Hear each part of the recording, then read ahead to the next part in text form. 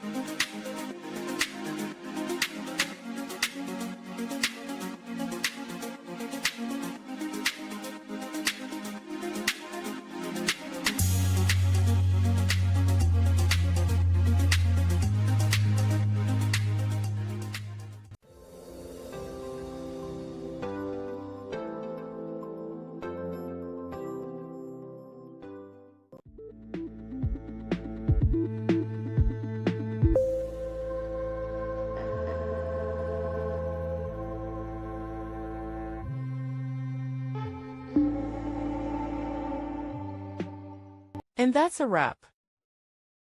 I hope you found the answer you were looking for. If you did, take a second to hit that subscribe button. It really helps out.